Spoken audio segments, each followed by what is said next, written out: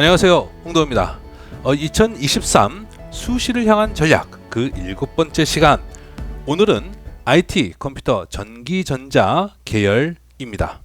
본 방송을 활용하시면 전형의 특징들을 확인하실 수가 있으시고요. 이와 함께 합격자들의 교과 성적과 함께 추이를 확인함으로써 여러분들의 2023 수시 학생부 전형 합격을 위한 큰 도움이 될 것으로 기대합니다.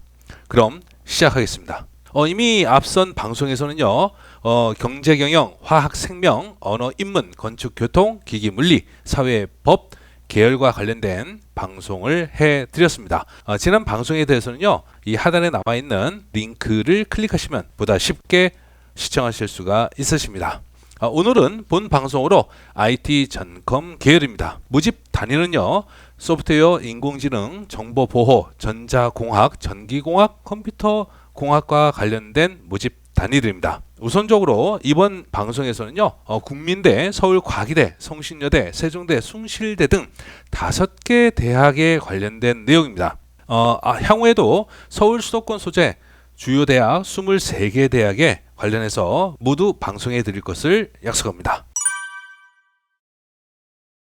그럼 먼저 입시 결과와 관련된 내용부터 확인하도록 하겠습니다. 화면에서 보시는 것처럼 2019에서 2021학년도의 입시 결과인데요. 자, 이것은 2022학년도는 지금 자료 업로드 중입니다. 업로드가 완료되는 대로 여러분들이 수시 지원하기 전에 반드시 방송해 드릴 것을 약속드리겠습니다. 그럼 먼저 전형 방법에 어떤 특징이 있는지 2023 수시 학생부 교과 전형에서는 어떤 전형상의 특징이 있는지 확인하도록 하겠습니다. 학생부 교과 전형으로 모집하는 전형에서는요, 국민대는 교과 성적 우수자, 서울과기대는 고교 추천, 성신여대는 지역균형, 세종대는 지역균형, 숭실대는 지역균형 학교장 추천 전형으로 모집을 하고 있습니다. 모두 교과 성적 100인데요. 성신여대만 교과 90과 출석 10을 합산해서 성적을 산출하고 있습니다. 그러나 출석은 누구나 다 만점이겠죠. 따라서 교과 100이다라고 생각하셔도 무난할 것으로 보입니다. 먼저 교과 반영 방법에서는요, 국민대학교 교과 성적 우수자 전형에서는 학년별 또는 교과별 가중치는 없습니다. 국어, 수학, 영어, 과학 교과를 반영하고 있고요. 석차 등급만 반영하고 있습니다. 자, 이와 다르게 나머지 서울과기대, 성신여대, 세종대, 숭실대는요, 자료 화면에서 보시는 것처럼 국민대와 다르게 진로 선택 과목에 대한 성취도까지 반영한다는 점, 그 부분을 구별하실 수가 있으시고요. 그 중에서도 서울과기대는 진로 선택 과목 중에서도 기하와 과학 2개 이상이 반드시 필수로 포함되어야 한다 라고 하는 그런 부분이 있음을 확인하실 수가 있습니다. 나머지 대학들 모두 국어, 수학, 영어, 과학 교과를 반영하고 있고요. 앞서의 대학들은 학년별 교과별 가중치가 없습니다만 숭실대 같은 경우에는 국어 교과에는 15%, 수학은 35%, 영어 25%, 과학 25%로 교과별 가중치를 적용하고 있다는 점 확인하시기 바랍니다. 이러한 학생부 교과 전형에서 가장 중요한 특징은 바로 수능 최저학력 기준이죠. 이러한 수능 최저학력 기준이 굉장히 중요한데요. 국민대 같은 경우에서는 국어, 수학, 영어, 과학, 탐구, 즉 국어와 수학에서의 선택 과목에 대한 지정은 없습니다. 탐구 영역에 대한 선택 과목 지정만 있는 거죠. 탐구 영역은 한 과목만 반영이 되고요. 2개 합 6등급 이내를 요구하고 있습니다. 서울과기대는 국어에서는 선택 과목 지정이 없지만 수학에서는 미적분과 기하 둘 중에 하나를 선택을 해야 되고요. 탐구 영역도 과탐을 선택해야 됩니다. 2개 합 7등급 이내를 요구하고 있습니다. 성신여대에서는요, 국어, 수학, 영어, 탐구, 국어와 수학은 물론 탐구 영역에서도 선택 과목에 대한 제한이 없습니다. 어떤 선택 과목이든 상관없다는 거죠. 2개 합 7등급을 요구하고 있습니다. 세종대에서는요, 국어, 수학, 영어, 과탐, 수학에서 미적분과 기하에 대한 선택 과목 제한이 있고요. 탐구에서도 과탐에 대한 선택 과목 제한을 가지고 있고요. 2개 합 7등급입니다. 숭실대도 수학과 탐구 영역에서의 선택 과목에 대한 제한을 두고 있죠. 수학에서 미적분과 기하, 탐구에서 과탐을 선택 과목에 대한 제한을 두고 있습니다. 2개 합 5등급입니다. 자, 이렇게 수능 최저 학력 기준을 보면요, 숭실대가 가장 높은 5등급 2개 합 5등급 이내를 요구하고 있다는 점 확인하실 수가 있을 겁니다.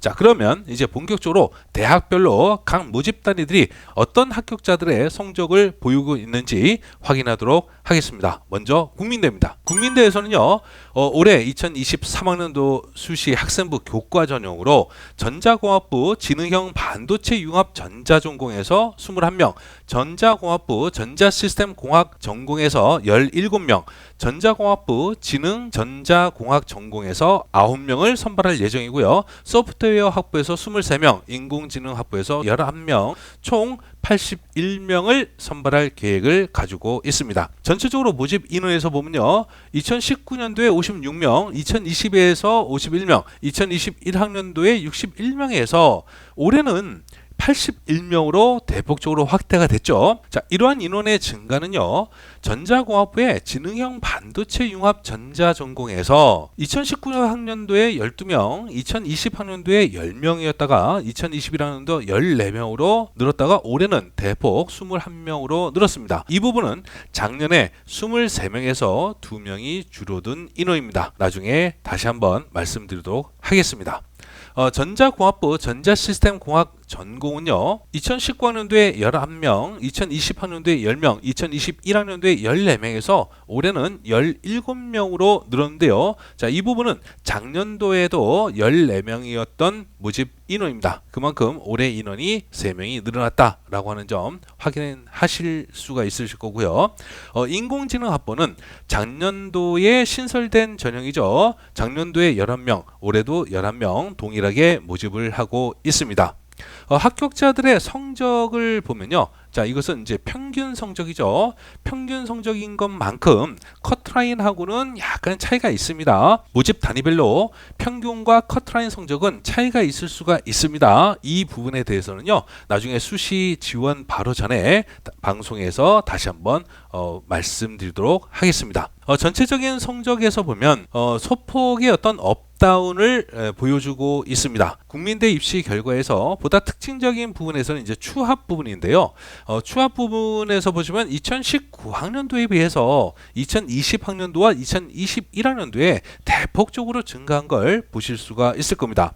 자, 이러한 부분들은요, 국민대를 지원하는 학생들 중에 바로 상위권 지원자들의 하향 지원의 어떤 영향, 바로 그러한 부분들로 여러분들이 이해를 하시면 될 거고요. 그만큼 이제 국민대와 같은 위치에서는요, 상당히 경쟁이 이제 치열하게 돌입이 되고 있다라고 하는 부분들을 여러분들이 확인하실 수가 있을 겁니다.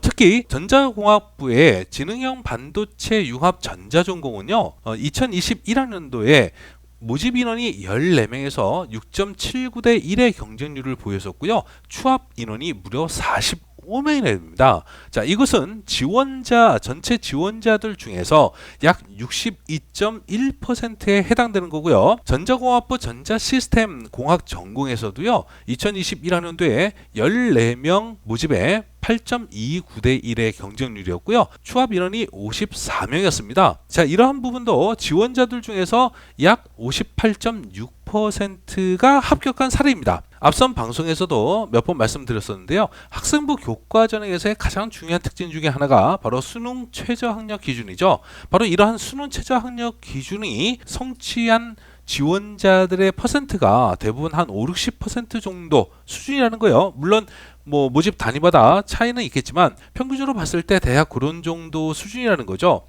따라서 이미 추합의 인원이 60%, 50%, 60%를 넘어간다라고 하는 것은요, 실질적으로 내가 수능 최저 학력 기준만 달성하게 되면 거의 합격에 가까운 그러한 성적이다라고 하는 것을 말해 주는 겁니다.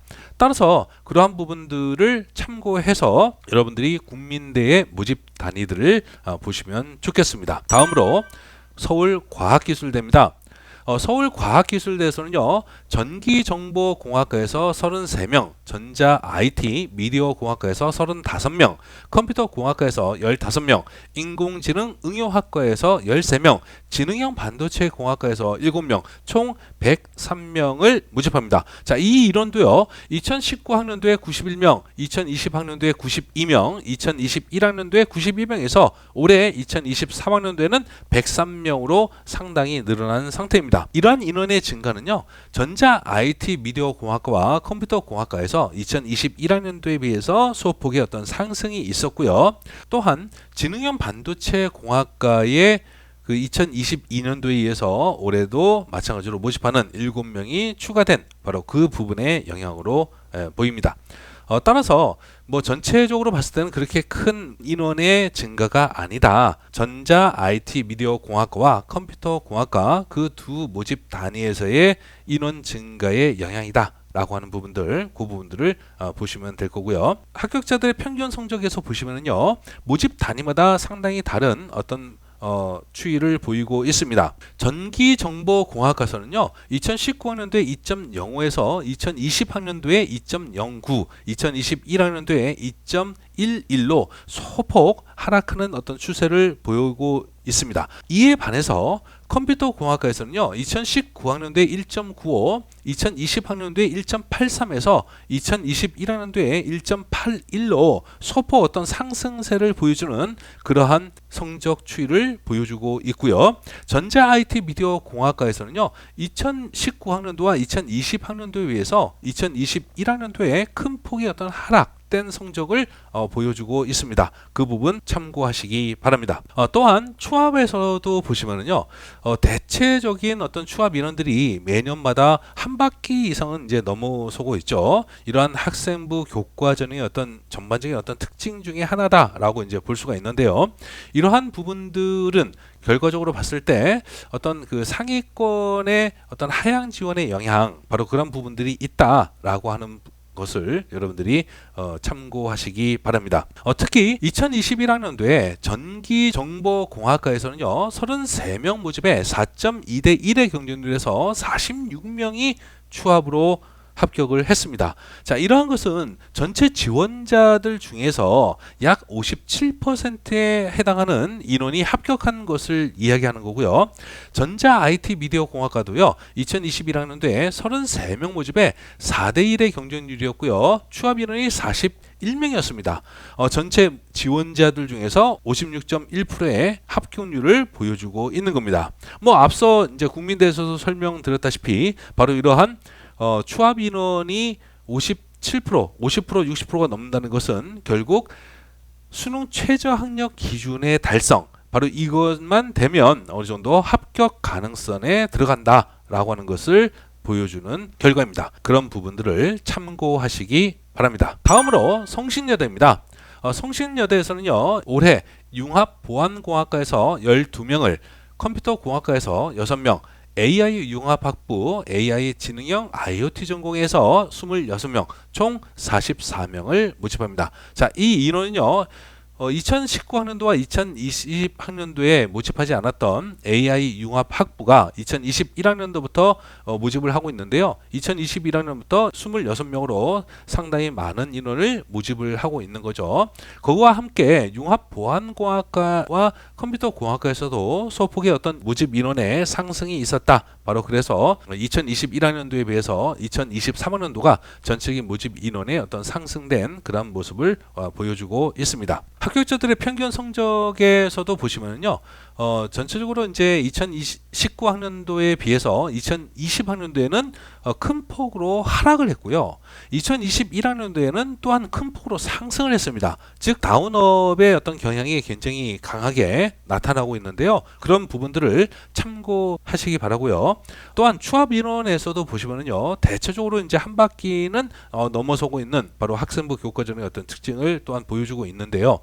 이러한 부분들 중에서 2019학년도보다 2020학년도와 2021학년도에 추합 인원이 많이 축소된 그러한 경향을 보이고 있죠. 바로 이러한 부분들은요, 성신여대 같은 경우에 조금은 이제 소심 지원의 어떤 경향 있다. 물론 상위권의 어떤 하향 지원의 영향도 있지만 그것보다는 소신 지원의 경향이 좀 더 강하게 나타나고 있는 중이다라고 하는 점, 그런 부분들을 참고하시면 좋겠습니다. 다음으로 세종대학교입니다. 세종대학교에서는요, 올해 전자정보통신공학과에서 31명, 컴퓨터공학과에서 20명, 정보보호학과에서 4명, 소프트웨어학과에서 9명, 데이터 사이언스학과에서 6명, 지능기전공학부에서 21명, 인공지능학과에서 9명, 총 100명을 모집하고 있습니다. 자, 이 인원은요, 2019학년도 105명, 2020학년도에 117명, 2021학년도에 104명에서 약간 이제 줄어든 그러한 모집 인원이고요.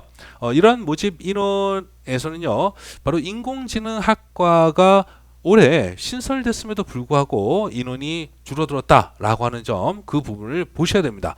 특히 인공지능학과가 9명이 신설 모집을 하고 있음에도 불구하고 전체 인원이 줄어들었다는 점들은 전반적인 어떤 모집 단위에서의 인원수가 축소되었다.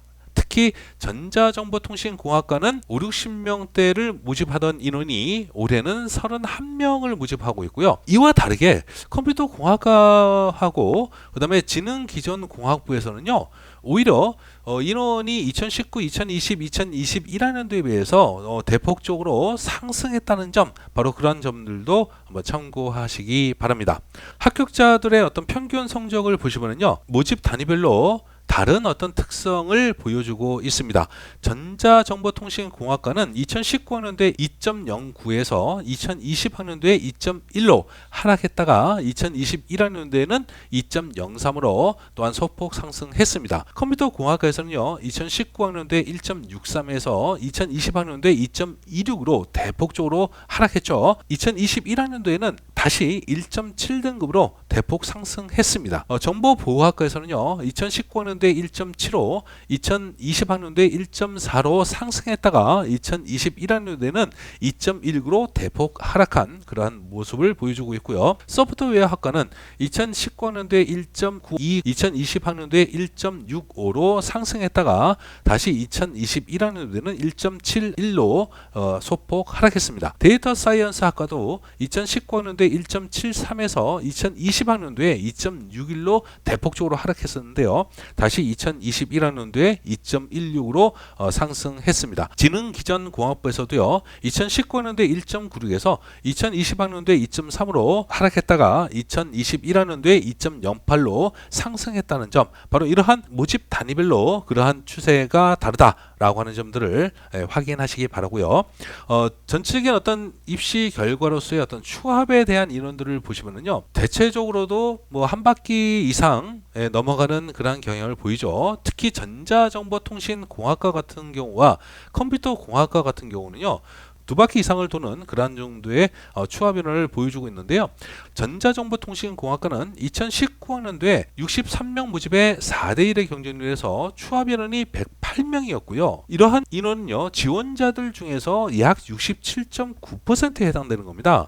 2020학년도에도요, 65명 모집에 4.71대1의 경쟁률에서 130명이 추합으로 합격을 했습니다. 지원자들 중에서 63.7%가 합격한 그러한 사례고요. 2021학년도에도 55명 모집에 4.64대 1에서 110명이 합격을 했는데요. 지원자들 중에서 64.7%가 합격한 바로 그러한 사례입니다. 이렇게 전자정보통신공학과에서는 바로 이러한 추합이 굉장히 높다, 추합률이 높다. 다시 이러한 부분들은 무엇을 얘기하냐면 수능 최저 학력 기준만 맞추면 충분히 전자정보통신공학과에서는요, 합격권에 들어간다라고 하는 점, 바로 그런 부분들을 다시 한번 보여줄 수가 있는 겁니다. 그 다음에 숭실대학교입니다.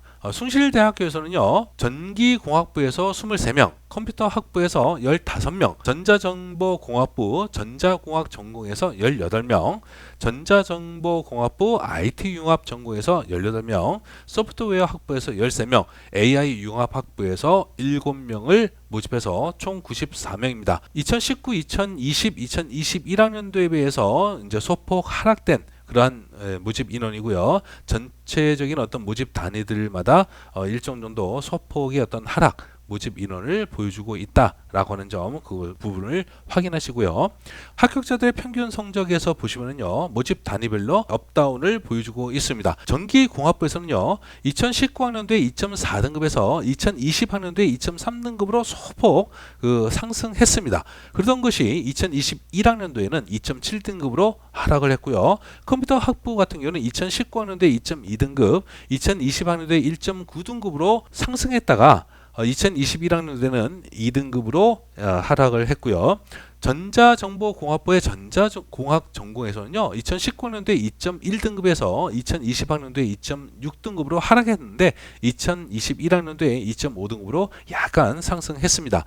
전자정보공학부 IT융합 전공에서도요, 2019학년도에 2.2등급에서 2020학년도 2.2등급 동일한 성적을 보여주다가 2021학년도에는 2.4등급으로 하락을 했습니다. 소프트웨어 학부에서는요, 2019학년도에 2등급에서 2020학년도에 2.1등급으로 소폭 하락했다가 2021학년도에 2등급으로 소폭 상승했다는 점. AI융합학부에서는요, 2019학년도에 2.2등급에서 2020학년도에 2.7등급으로 하락했다가 2021학년도에 2.4등급으로 소폭 상승했다는 점, 바로 그러한 점들을 참고하시기 바랍니다. 추합 인원에서도요, 전체적인 어떤 그 모집 단위별로 보시면은 대부분 다 한 바퀴 이상이 넘어갑니다. 그러나 전기공학부 같은 경우는 추합 인원이 한 바퀴를 넘지를 못하는 거예요. 바로 이러한 부분들은요, 전기공학부에 대한 어떤 소신 지원 경향이 상당히 강하다, 하향 지원보다는 소신 지원 경향이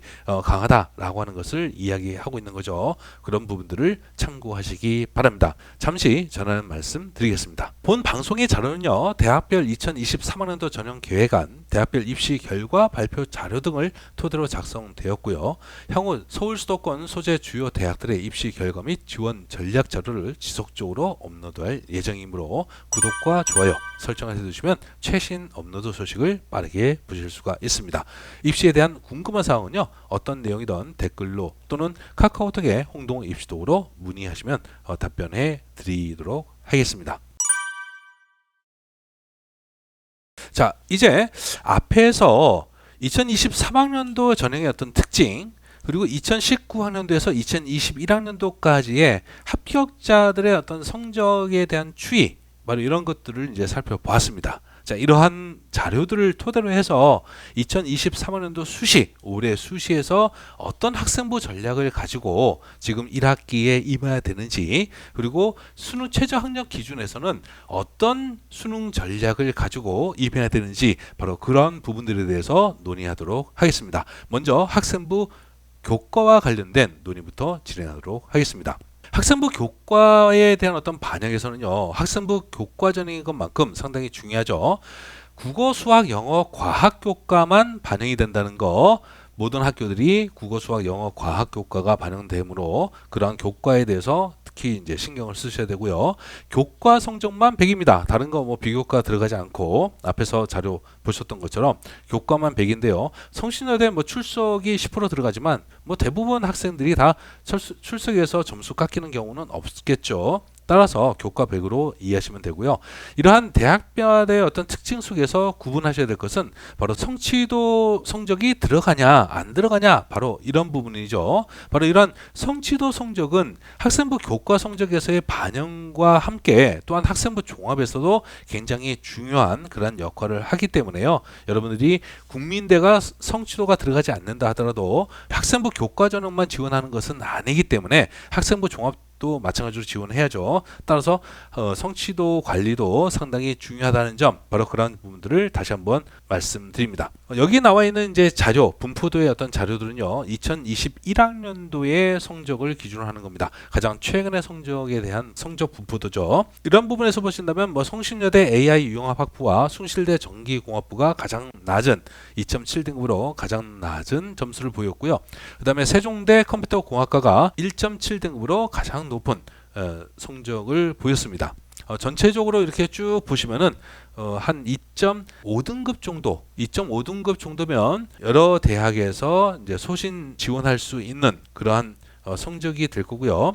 서울과기대와 세종대는 좀 더 높죠. 서울과기대와 세종대는 한 2.2등급 정도가 이제 소신 지원에 그러한 경향을 보이고 있습니다. 이번 이제 모집 단위들에서의 어떤 이 평균 성적이긴 한데요. 이러한 평균 성적과 최저 성적이 그렇게 큰 차이가 나지 않을 수가 있습니다. 대부분 나중에 이제 각 모집 단위별로 해서 최저 성적이 어떻게 형성되는지 나중에 확인하시도록 하시고요. 일단 평균 성적을 기준으로 봤을 때 이제 그런 정도의 어떤 성적이면 소신 지원할 수 있는 성적이다라고 하는 거 그렇게 보시면 될 거고요. 이러한 부분 속에서 이제 여러분들이 이번 1학기에 학생부 교과를 준비하면서 여러 가지 이제 전략을 가질 수가 있는데요. 여기서 이제 중요한 부분이 있습니다. 여러분들이 학생부 교과와 관련된 이번 학기에서의 어떤 전략을 짜는 데 있어서 2학년 때까지 나의 성적이 2.7등급이에요. 2.7등급이니까 당연히 뭐 성신대나 숭실대 지원이 가능하겠죠. 그런데 내가 이번 1학기 때 교과 성적에 욕심을 부려서 서울과기대나 세종대를 지원할 수 있는 2.2등급대로 진입을 해보겠다라고 이제 나름대로 어떤 전략을 세울 수가 있는데요. 이러한 부분들은 절대적으로 쉽지 않다는 겁니다.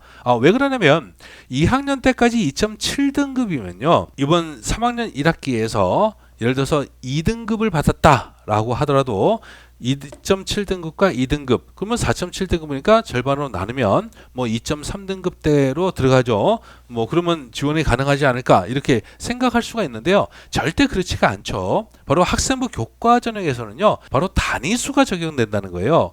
1학년부터 2학년 때까지 여러분들이 이미 80단위에 대한 성적이 결정됐고요. 3학년 1학기에서 여러분들이 석차 등급이 산출되는 그러한 과목에서는요. 불과 12단에서 15단위 정도밖에는 없다는 겁니다. 여러분들이 2학년 때까지 3등급을 받았던 과목이 3학년 1학기 때 와서 2등급을 받으면요. 여러분들의 성적이 3등급 받았던 게 2등급으로 해서 결국 이제 5등급이니까 2.5등급으로 바뀌는 것이 아니고요. 2단위짜리에서는 0.02등급이 상승하는 겁니다. 따라서 3등급에서 2단위짜리가 2등급으로 바뀌면은 0.02등급 즉 2.98등급이 되는 거예요. 2.5등급이 되는 것이 아니라는 거죠. 바로 그러한 부분들 때문에 여러분들이 12단위와 15단위 모두 3등급 때였던 것을 2등급으로 한 등급을 높였다 하더라도 여러분들이 최대한 올릴 수 있는 성적은 0.12에서 0.15등급 밖에는 되지 않는다는 거예요. 따라서 2.7등급에서 여러분들이 최대한 올릴 수 있는 성적은 2.5등급이나 2.58등급 정도밖에까지는 올라갈 수가 없다는 거죠. 2.2등급하고는 상당한 격차가 될 수가 있습니다. 물론 이제 각 학교별로 여러분들이 약간 다를 수는 있는데요. 아무튼 그러한 평균적으로는 바로 12단에서 15단위를 수강하는 만큼 바로 그러한 결과를 가질 수가 있습니다. 따라서 지금 이러한 방송을 듣고 있는 고1이나 고2 학생들은요. 상당히 긴장해야 되죠. 1학년 2학년 때까지 학생부 교과와 관련된 교과 성적은 어느 정도 결정이 난다. 따라서 3학년 1학기 때 내가 성적을 최대한 올려서 뭔가 지원해 보겠다 이런 생각은 아니다 라고 하는 거, 그런 부분들 따라서 2학년 때까지 여러분들의 교과 성적을 최대한 끌어올리는 것이 상당히 중요한 포인트고요. 이러한 점에서 그러면 이번 학기의 어떤 성적의 상승, 이것은 어떻게 활용할 수 있을까요? 바로 그것은 학생부 종합전형이죠. 학생부 종합전형에서 가장 중요한 요소는요, 바로 교과 성적의 상승입니다. 따라서 교과 성적이 상승됐다고 하는 것은 바로 그러한 부분 속에서 여러분들의 학생부 종합전형에서의 합격 가능성이 높아진다는 거고요. 특히 여러분들이 지원하고자 하는 계열에 맞춘, 예를 들어서 지금은 이제 IT나 뭐 컴퓨터, 전기, 전자 영역이니까요. 수학과 물리와 같은 바로 이러한 영역에서의 여러분들의 성적에서의 어떤 상승, 이런 부분들은 학생부 종합전형에서 상당히 큰 도움을 받을 수 있을 것으로 생각되어집니다. 따라서 그러한 과목들에 대해서 주의하시고요. 이러한 학생부 전략에 대한 부분들을 참고하셔서 여러분들 1학기의 어떤 활동, 학생부 활동이나 또는 이제 수능 활동, 바로 이런 부분들에서의 여러분들 계획을 잡으시면 되겠습니다. 다음으로 수능 최저 학력 기준과 관련된 내용입니다. 수능 최저 학력 기준에서는요, 대학마다 약간씩의 어떤 차이는 있지만 공통적으로 보여지는 것은 뭐 국어에는 선택 과목에 대한 지정은 없지만 수학에서 미적분과 기하, 그다음에 영어, 그리고 탐구에서 과학 탐구를 요구하는 바로 이런 부분들이 좀 공통적으로 보이죠. 물론 성신여대 같은 경우에서는 뭐 수학이든 국어든 탐구든 선택 과목에 대한 지정은 없습니다만 대부분 대학들이 선택 과목 지정이 있는 만큼 그 부분을 중심으로 여러분들이 준비하시면 될 겁니다. 전체적으로 보시면은 성신여대가 두 개 합 7등급, 그 다음에 서울과기대와 세종대가 두 개 합 7등급, 국민대가 6등급, 그 다음에 숭실대가 두 개 합 5등급으로 가장 높은 요구를 하고 있습니다. 자, 이렇게 이제 대학별로 요구하는 수능 최저 학력 기준에서 뭐 두 과목의 어떤 3등급 정도 그러한 어떤 전략으로 가면 되지 않을까라고 생각을 합니다. 물론 이제 숭실대를 목표로 하고 있는 친구라고 한다면 당연히 한 개 영역은 2등급을 받아야겠죠. 뭐 여러분들이 과탐에서 어떤 자신이 있다고 한다면 과탐에서 여러분들이 도전하시고요. 만약에 그것이 안 된다고 한다면 국어나 수학 또는 영어에서 여러분들이 2등급을 도전하시는데요. 여러분들이 과탐에 자신이 있다 하더라도 어쨌든 국어, 수학, 영어에서는 한 과목에 대해서는 뭐 3등급 이내는 여러분들이 받아야 됩니다. 자, 그렇다고 한다면 여러분들이 국어나 수학, 영어에서 어떤 원점수의 전략을 목표를 가져야 되는지 바로 그런 부분들을 살펴보도록 하겠습니다.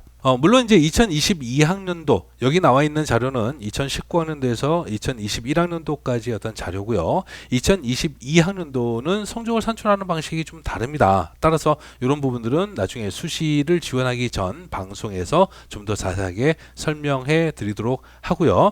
2019학년도에서 국어 영역은 1등급이 84점, 2등급이 78점, 3등급이 70점으로 원점수를 보여주고 있습니다.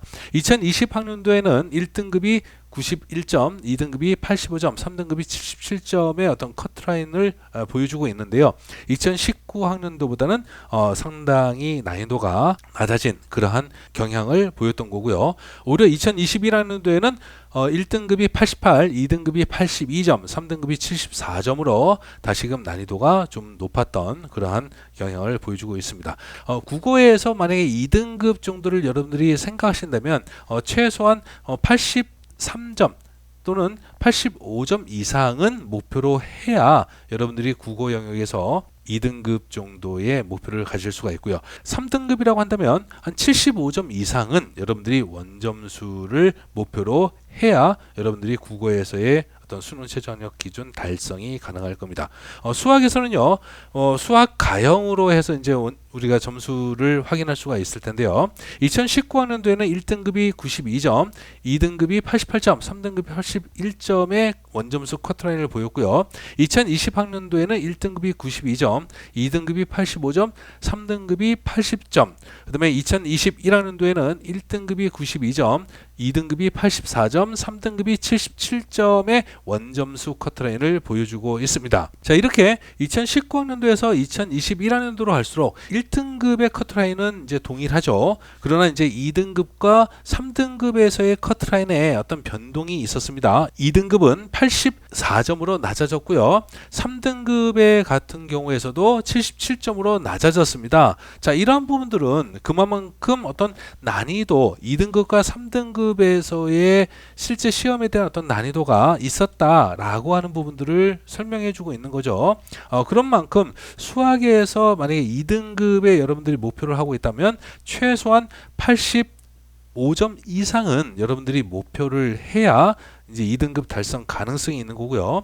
뭐 3등급 같은 경우에 있어서도 여러분들이 최소한 80점 이상은 목표로 해야 됩니다. 그렇다 한다면 수학을 만약에 여러분들이 그 2등급이나 3등급 수능 최저 학력 기준의 어떤 목표로 삼겠다, 전략으로 삼겠다라고 한다면 최소한 80점 이상은 여러분들이 목표를 해야 된다라고 하는 거, 그런 부분들을 확인하실 수가 있습니다. 이러한 국어나 수학은 난이도에 따라서 각각의 등급의 원점수 커트라인이 달라지지만 영어 같은 경우는 달라지지 않죠. 영어는 1등급 커트라인은 90점, 2등급 커트라인은 80점, 3등급 커트라인은 70점입니다. 따라서 여러분들이 2등급을 목표로 한다면 뭐 80점 이상이면 되겠고요. 뭐 3등급을 목표로 한다면 7점 이상이면 여러분들이 영어에서의 수능 최저학력 기준을 달성할 수가 있는 겁니다.